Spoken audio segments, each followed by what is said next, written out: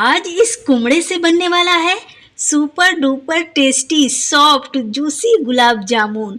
तो अगर आज की रेसिपी आपने मिस कर दी ना तो बहुत कुछ मिस कर दोगे, क्योंकि इस गुलाब जामुन को खाकर भी कोई नहीं बता सकता कि इसे हमने कुमड़े से बनाया है। बहुत ही ज़्यादा टेस्टी गुलाब जामुन बनती है, बनाना बहुत ही आसान है। तो चलिए फटाफट से रेसिपी स्टार्ट करते हैं। लेकिन उससे पहले आपसे रिक्वेस्ट है, आपने अभी तक मेरे चैनल को सब्सक्राइब नहीं किया तो प्लीज़ सब्सक्राइब कर लीजिएगा। तो यहाँ पर देखिए मैंने रख दिया है पैन, और इसमें मैंने इसी कप से 1.5 कप शुगर ऐड किया है, और उसी कप से मैं इसमें ऐड कर रही हूँ 3 कप पानी। तो मेरे सारे व्यूवर्स को पता होगा कि ये जो मेरा कप है बिल्कुल मेजरिंग कप के बराबर है, लेकिन नए व्यूवर्स को नहीं पता होगा तो इसलिए मैं बतला देती हूँ कि इस कप में दूध या पानी 250 ml आता है, मतलब 1 पाव दूध। तो चलिए चाशनी को तो छोड़ दिया बनने के लिए, उसे हम मेल्ट होने देंगे। और यहाँ पर मैंने ले लिया है कुमड़ा, तो हम लोग तो इसे गांव की भाषा में कोहड़ा बोलते हैं, कहीं कहीं इसे कद्दू भी बोलते हैं। तो यहाँ पर मैंने 1 पीस ले लिया है, और इसका मैंने बीच वाला सब जो बीज होता है ना उसे निकाल दिया, और यहाँ पर छिलका भी निकाल लेना है। और इसे हमें 2 पीस में कट कर लेना है, जिससे कि थोड़ा पतला पतला हो जाए। और इसे हम क्या करेंगे, फटाफट से वॉश कर लेंगे और पानी में ही छोड़ देंगे। पानी में छोड़ने से क्या होगा, जब हम इसे कद्दूकस करेंगे ना तो मतलब ये बहुत फटाफट से कद्दूकस होगा।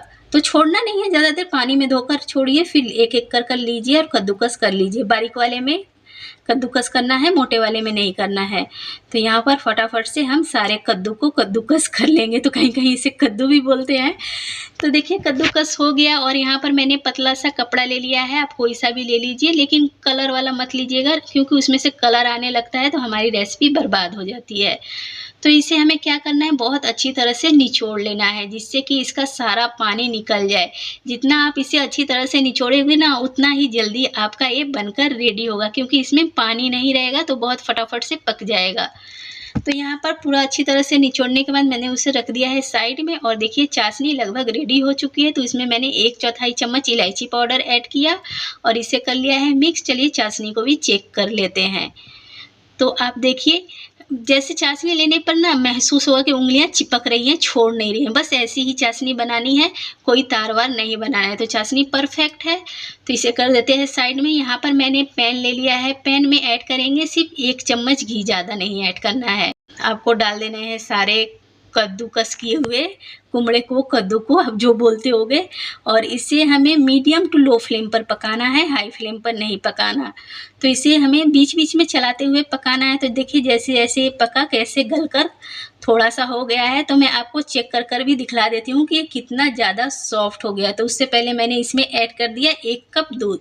उसी कप से सारा मेज़रमेंट लेना है, जो भी आप कप या कटोरी सेट कर लो उसी से आपको सारा मेज़रमेंट लेना है। तो दूध डालकर थोड़ा सा मैंने उसे साइड कर दिया। दूध आप गर्म या ठंडा कोई सा भी ले सकते हो। और यहाँ पर मैंने ले लिया है उसी कप से देखिए 1/2 कप बारीक वाली सूजी।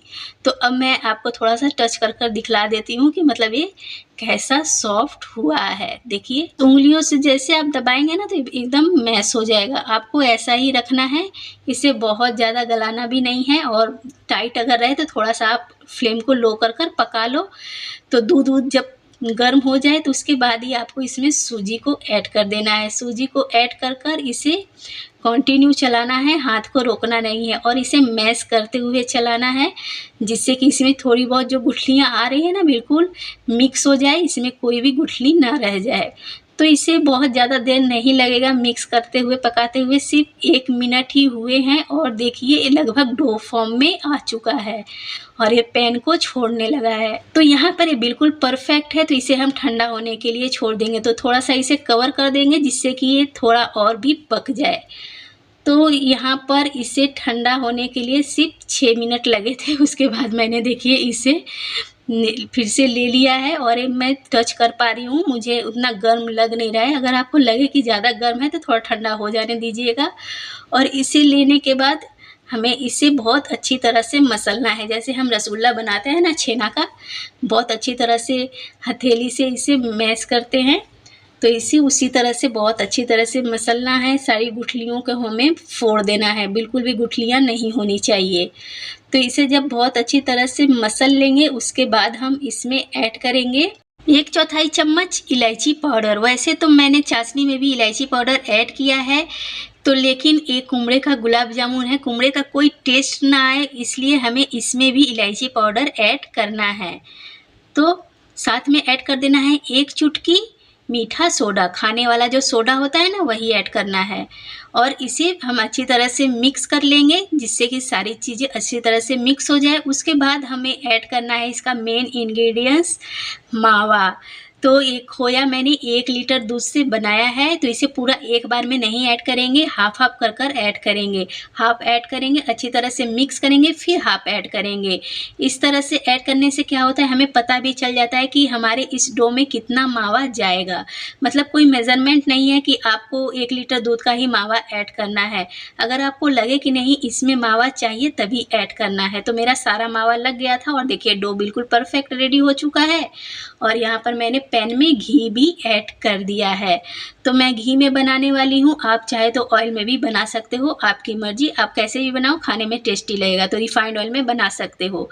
तो यहाँ पर मैंने इसकी लोई कट करना स्टार्ट कर दिया है। तो हाफ डो का हम पहले लोई कट कर लेंगे।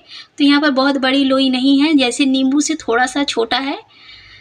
तो इसी तरह से हमें लोई को लेना है, राउंड राउंड घुमाना है और देखिए फटाफट से इसके गुलाब जामुन रेडी हो जाते हैं और बहुत ज़्यादा टेस्टी बनते हैं। और इसे फूलने के लिए तो सोचना ही नहीं है कि चाशनी को ये पिएगा कि नहीं पिएगा, फूलेगा कि नहीं फूलेगा।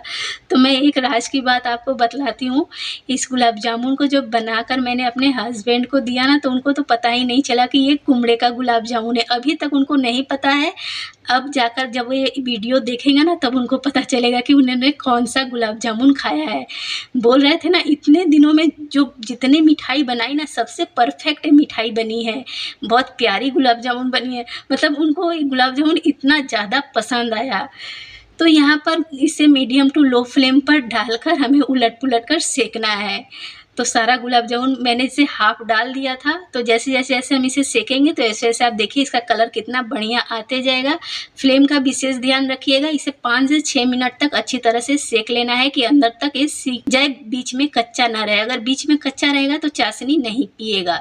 यहाँ पर एक बैच गुलाब जामुन रेडी हो चुके हैं। तो थोड़ा सा इसका घी टपक जाए उसके बाद हम इसे चाशनी में ऐड कर देंगे। और देखिए दूसरा बैच भी मैंने पैन में ऐड कर दिया है। तो यहाँ पर गर्मा-गर्म चाशनी में हमें गुलाब जामुन को ऐड कर देना है। अगर गुलाब जामुन की चाशनी आपकी ज़्यादा ठंडी हो गई हो तो उसे फिर से आप गर्म कर लीजिएगा। तो यहाँ पर देखिए दूसरा बैच भी मैंने डाल दिया है। दूसरे बैच को हम अच्छी तरह से चाशनी में डुबा देंगे। और ये देखिए मैं आपको दिखला देती हूँ नज़दीक से कि पहले वाला जो गुलाब जामुन है कितना बढ़िया फूल चुका है। आप देख सकते हो सिर्फ 6 मिनट हुए हैं। तो इसे फूलने के लिए छोड़ देंगे। तो अभी इसे आधा घंटा हो गया है और ये बहुत अच्छी तरह से फूल चुका है। तो मैं आपको निकाल कर सर्व कर दिखलाती हूँ। तो मैं आपको एक बात बतलाना भूल गई कि मैंने इस रेसिपी के लिए हाफ केजी कुम्हड़ा यूज़ किया था। उसका छिलका गुदा निकालने के बाद वो 350 ग्राम बच गया था। तो देखिए ये हमारा बहुत ही प्यारा-प्यारा super duper tasty gulab jamun बनकर रेडी हो चुका है। तो अगर आपको मेरी ये प्यारी सी रेसिपी पसंद आई हो तो प्लीज़ मेरे चैनल को सब्सक्राइब कीजिएगा। अगर फेसबुक से देख रहे हो तो मेरे पेज को फॉलो कर लीजिएगा। और यहाँ पर मैं आपको एक तोड़कर दिखला देती हूँ। देखिए कितना ज़्यादा सॉफ्ट और अंदर से एकदम लग रहा है ना जूस से एकदम अंदर से जैसे बोलते हैं ना फल जैसे पककर छितरा जाता है वैसे छितरा जा रहा है। आप देखिए तो ये बहुत ही प्यारा सा गुलाब जामुन हमारा रेडी हुआ है। तो आप भी इस रेसिपी को ज़रूर ट्राई कीजिएगा। ये खाने में आपको बिल्कुल भी नहीं लगेगा कि आपने कुम्हड़े का गुलाब जामुन